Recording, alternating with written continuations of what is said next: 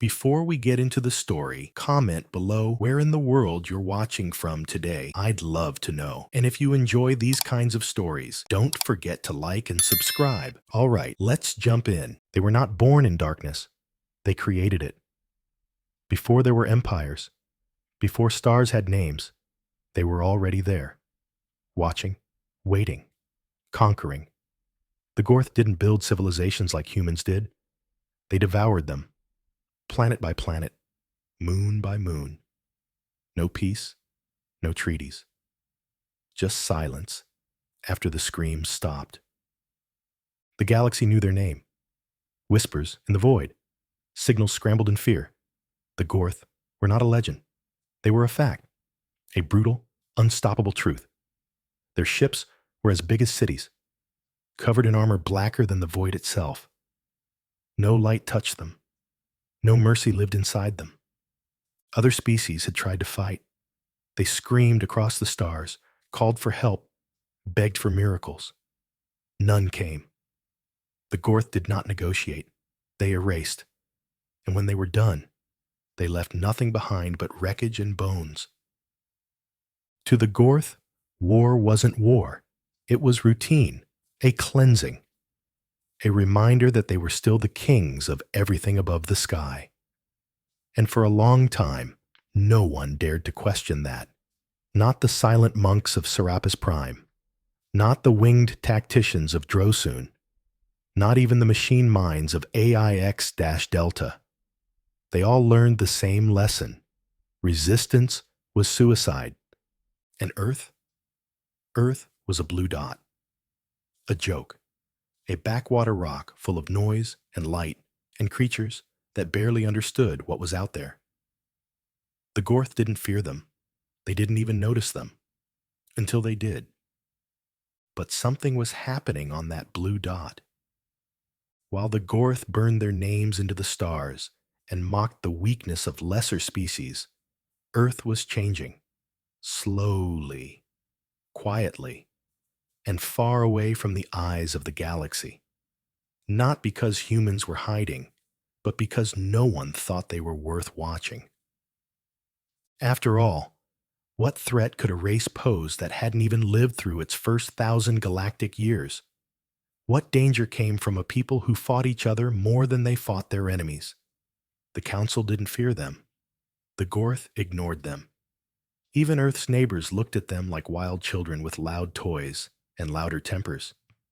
But that was the first mistake, because Earth was listening, learning, watching the galaxy fall apart one system at a time. And while everyone else disarmed in the name of peace, humanity didn't. Not really. They argued, yes. They fractured, absolutely. But beneath the surface, in secret places even their own allies didn't know about, they were building something else entirely. They weren't looking for peace. They were preparing for the day peace would fail. Humanity had seen what came before. The fall of the Talos dynasty.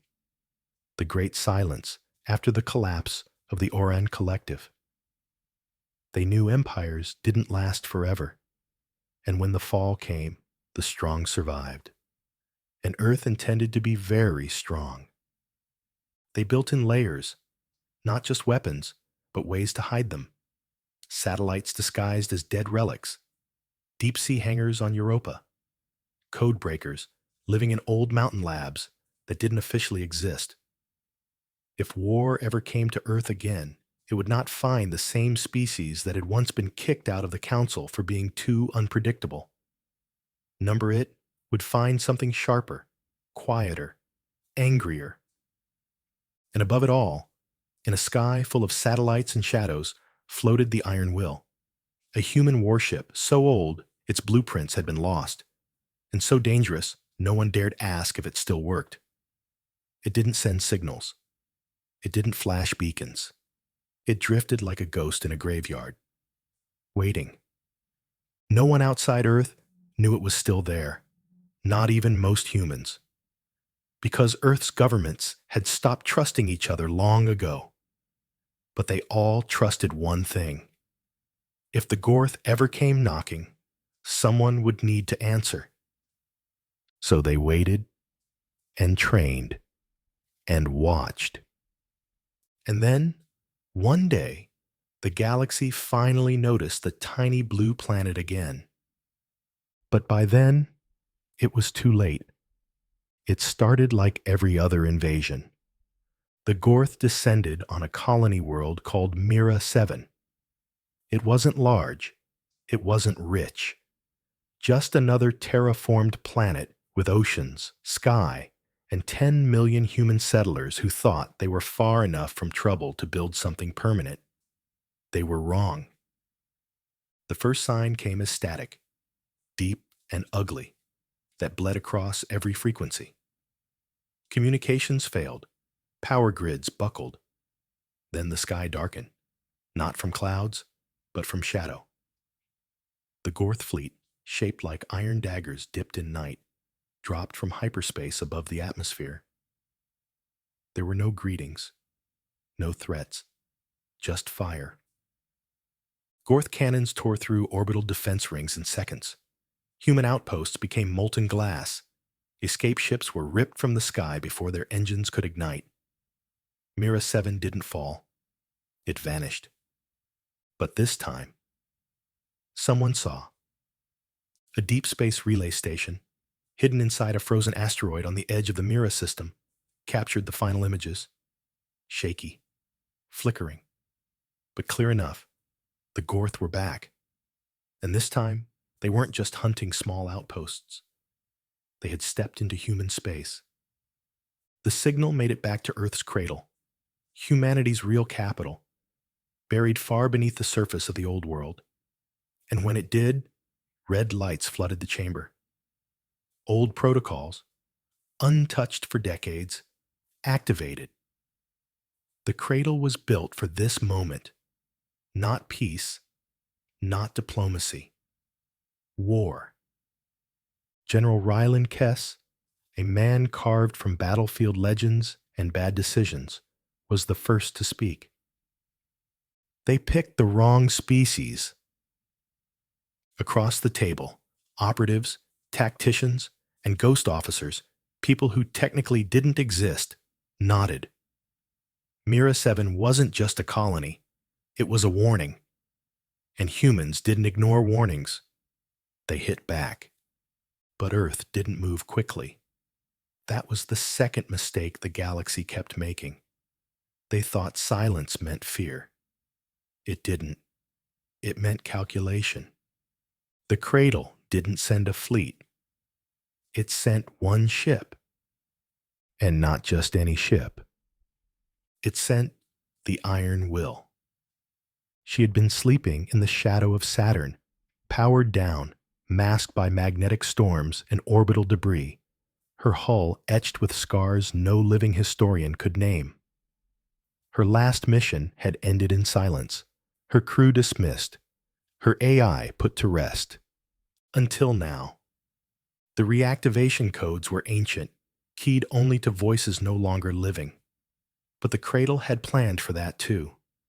Deep within the Iron Will's core, the command order echoed through memory, sparking dying systems back to life.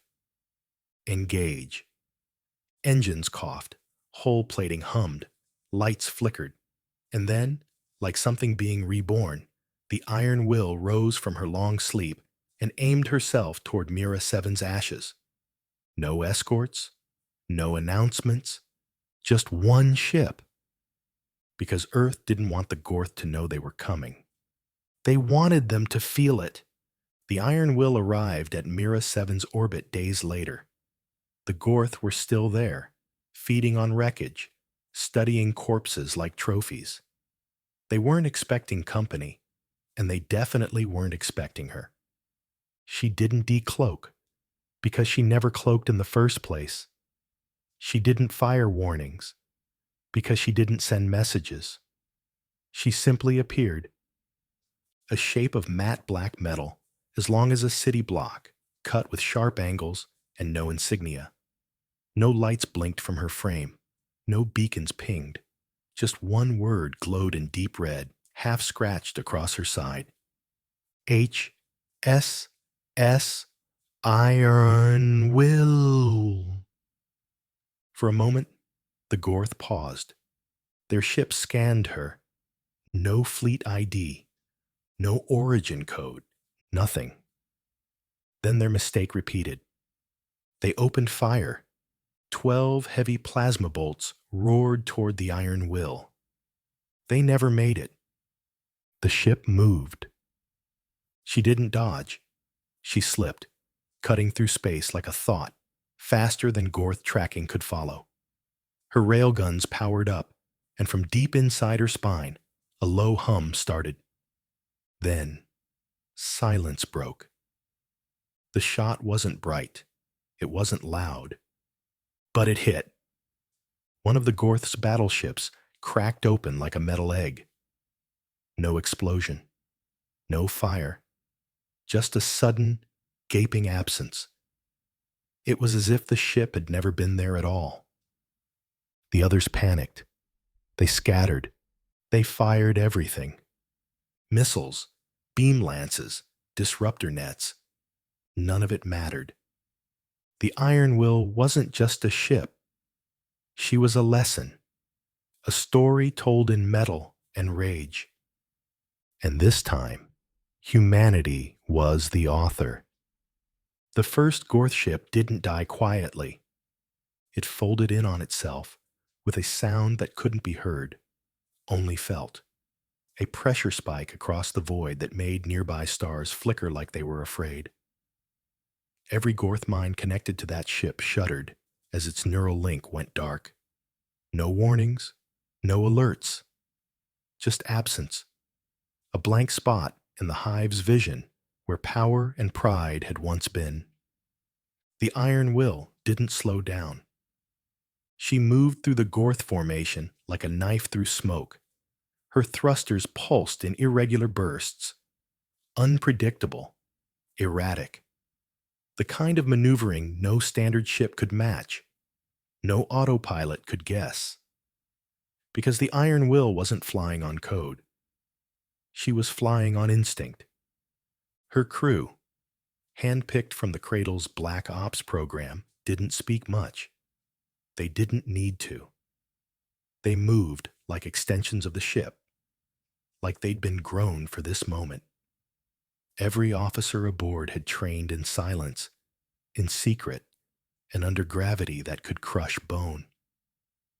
They had studied every Gorth battle tactic ever recorded, not to avoid them, to break them. Commander Thane Vale stood at the helm, his eyes locked on the display. He didn't flinch when the Gorth counterattacked. He'd been waiting for it. 3 destroyers broke formation and boxed the Iron Will from all sides.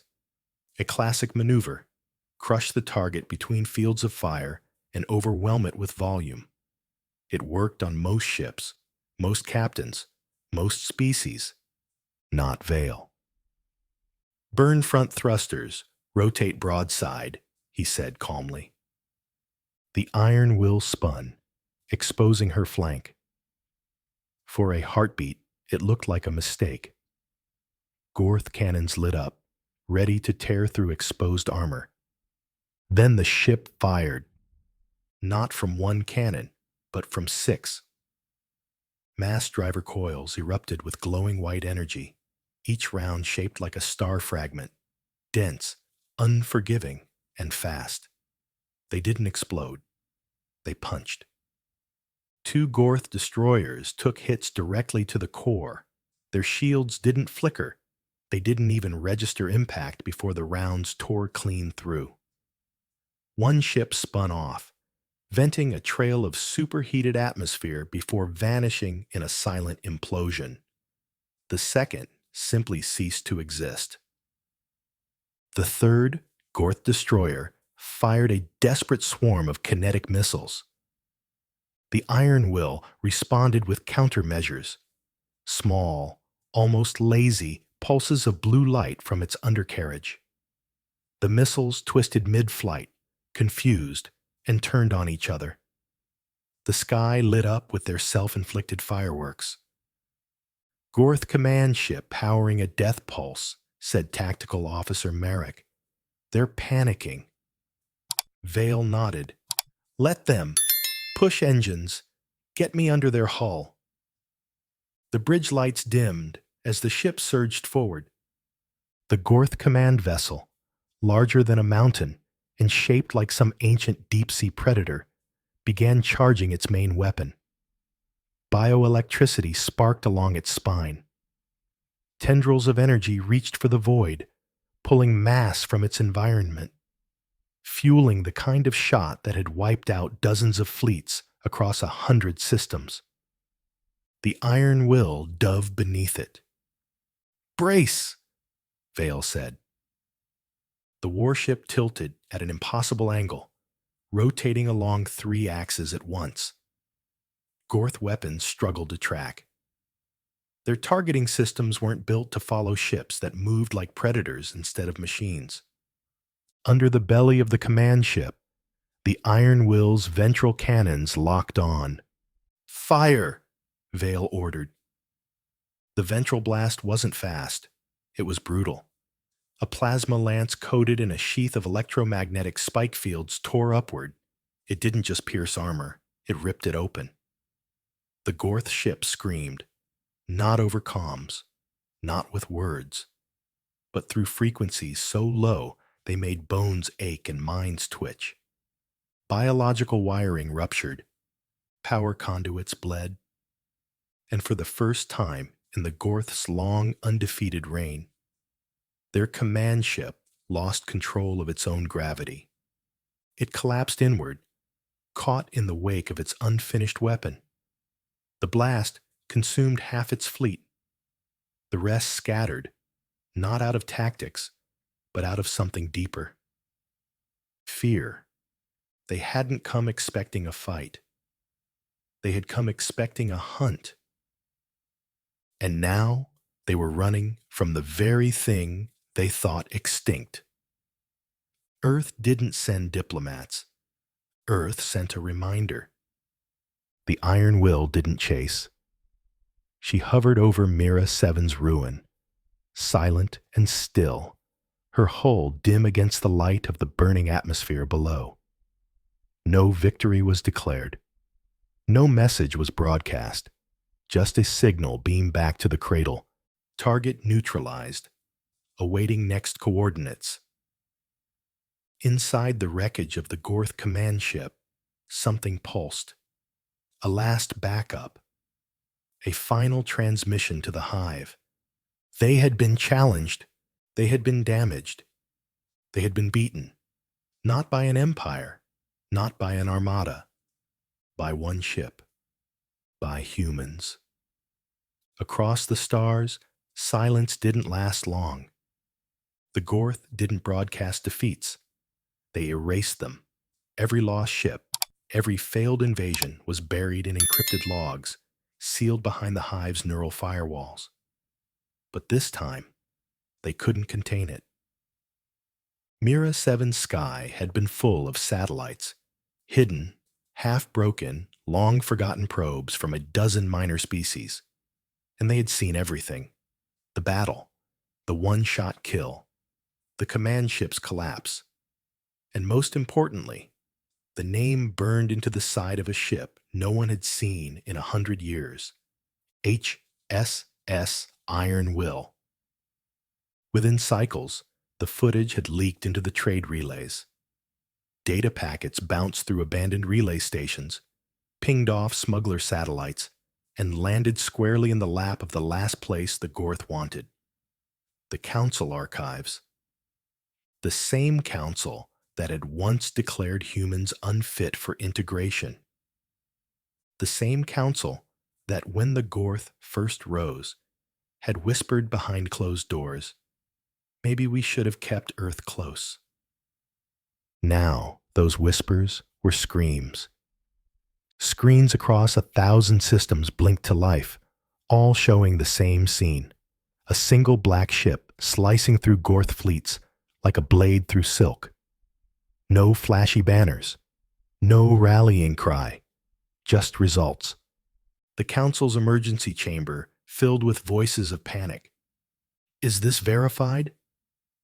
Where did they get that kind of power? Why didn't they call for help? Why didn't they call us at all? But the answer hung heavy in the room. Everyone knew. Because they weren't invited anymore. Earth had gone silent decades ago, and now they were speaking in a language the galaxy had long forgotten. Fire, steel, retaliation.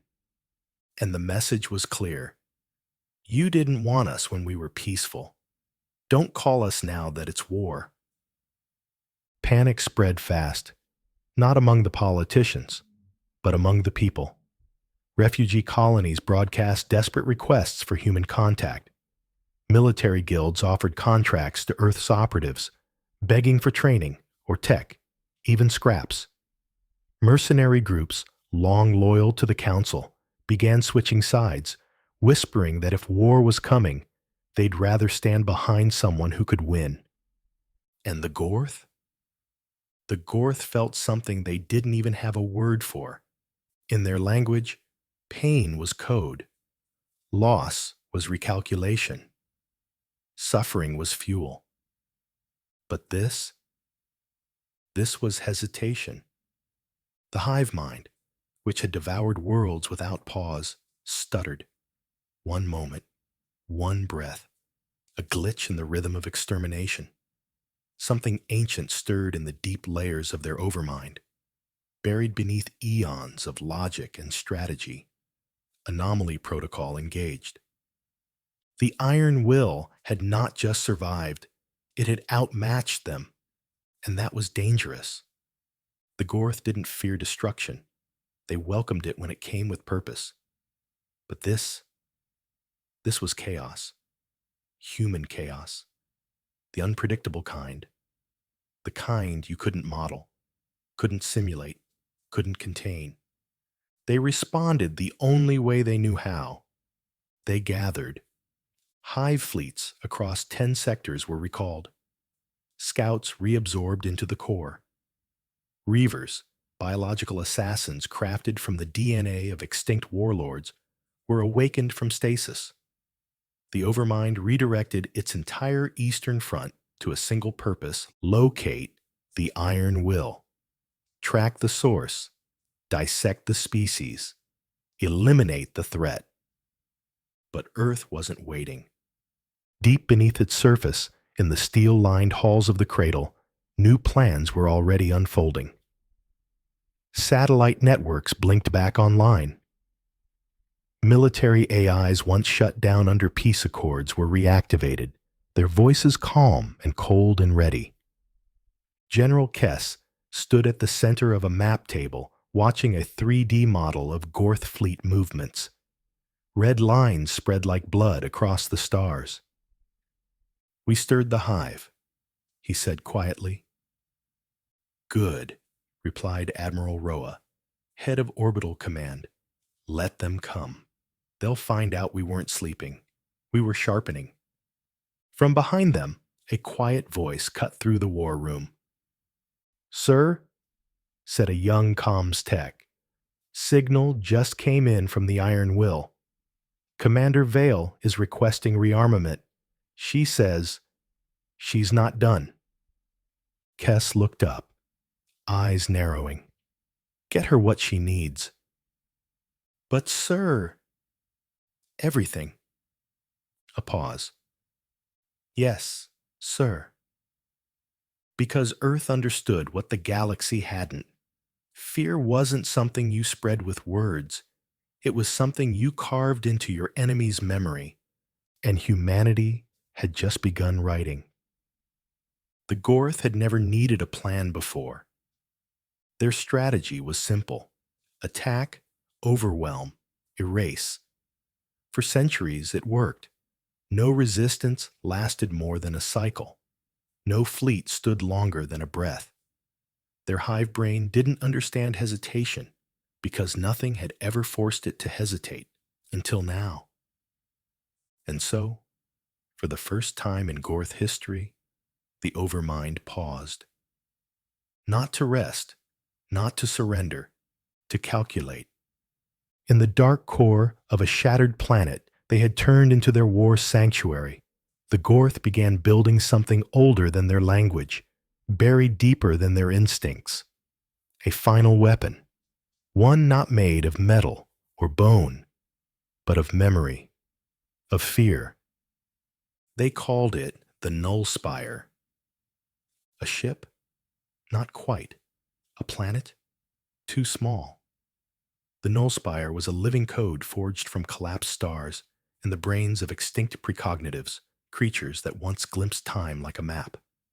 The Gorth had devoured them long ago, and now they would use their minds for one final creation, a perfect response to chaos, a weapon not made to fight humanity, but to unmake it. Its core pulsed with anti-memory, data that erased not just flesh, but legacy. If the Null Spire reached Earth, it wouldn't just destroy cities. It would delete proof Earth had ever existed. The Gorth Overmind saw this not as genocide, but correction. A virus had emerged from the galactic past. The Null Spire would be the cure. But they had waited too long. Because Earth had not been sitting still. The Iron Will returned to orbit, scorched and dented, but intact. Her hull carried new scars and new weapons, deep space prototypes, graviton-twisting cannons, subspace splitters. She was no longer a ghost. She was a beacon, and the galaxy had answered. Ships began arriving in Earth's orbit, not just from human colonies, but from alien worlds once too scared to resist. The Telari brought their void dancers. The Goran lent seismic strikers. Even defectors from the Council, once cowards hiding behind neutrality, now came forward in silence, ashamed and ready to fight. At the center of it all, Commander Vale stood once more on the bridge of the Iron Will, her uniform torn, one eye now cybernetic, her body a patchwork of surviving too many battles. But her voice still carried steel. She looked at the fleet on her screen, an armada once thought impossible, and said only this: they ruled the stars. Now they'll learn what happens when stars fight back. The Null Spire emerged from warp, eclipsing the sky like a second sun. Black, faceted, humming with anti-life. And the final battle began. It wasn't clean. It wasn't glorious. It was brutal. Human rail cores lit up the dark, punching holes in the Null Spire's layered shell. Alien shockwaves tore open breach tunnels. Drones swarmed like angry bees. The Null Spire answered with silence that screamed inside the brain, collapsing logic, freezing pilots mid-maneuver. The Iron Will took the lead. Vale didn't hesitate. Every hit they landed, the Null Spire tried to erase, wiping sensor data, fragmenting comms, rewriting flight paths. But humans didn't fight with numbers. They fought with will. And the Iron Will lived up to her name. She pushed through the chaos, her weapons glowing white-hot, shields down, systems failing. Then, one chance. The Null Spire's core opened to vent heat, exposing its anti-memory drive. Just for a second. Vale leaned forward. Jin, now. The last rail core fired. The round wasn't special, just tungsten wrapped in a field of quantum fire. But it carried everything Earth had left: hope, vengeance, memory. It struck the core.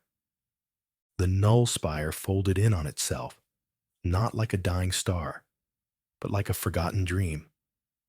One moment it existed, the next it didn't. The silence that followed wasn't peace. It was recognition. Across the galaxy, fleets halted. The Gorth overmind, stripped of its final plan, began to dissolve, its nodes vanishing, its neural tide breaking. Without the Nullspire, the Hive couldn't think, couldn't fight. It simply stopped. On Earth, the war alarms fell silent. In orbit, ships opened hatches. No cheers, no fireworks. Just breathe. The kind you take when you're finally allowed to live. Back on the iron will, Vale slumped into her chair. Smoke drifted from consoles. Blood ran down her neck. But she smiled. She had done it. Earth hadn't just survived. It had changed the story. From forgotten outcasts to the reason the stars were still shining. And somewhere, in the quiet between systems, a message echoed out from Earth. We're still here. We remember. And we're ready for whatever comes next.